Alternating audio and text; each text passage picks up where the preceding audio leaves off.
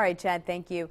Indiana high school and youth football coaches may soon have to undergo training to spot signs and symptoms of concussions. News 18's Holly Campbell joins us live with more on a bill recently passed by lawmakers. Holly.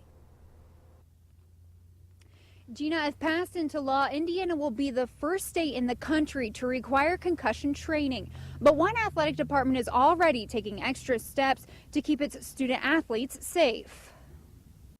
The athlete should be able to stand on one foot and be able to balance with their eyes closed and hands out to the side. If they have trouble doing that, along with the other signs and symptoms, then we suspect a concussion. Lafayette Jeff High School athletic trainer Jeff Clevenger knows the signs and symptoms of a concussion like the back of his hand. As a trainer, it's part of his job. And if recent legislation is signed into law, high school and youth football coaches will fully understand them too. As News 18 reported Monday, the House of Representatives passed a bill that requires all coaches, including assistants, to undergo concussion education training.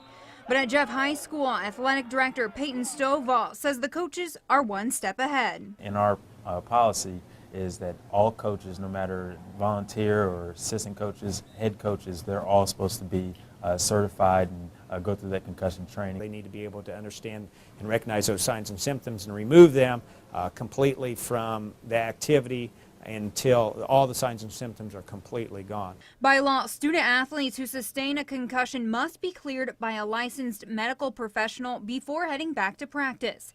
If passed, the most recent concussion bill also requires a 24-hour waiting period for student athletes. It helps back our athletic trainers and our administrative staff and coaches to say, okay, you have a concussion.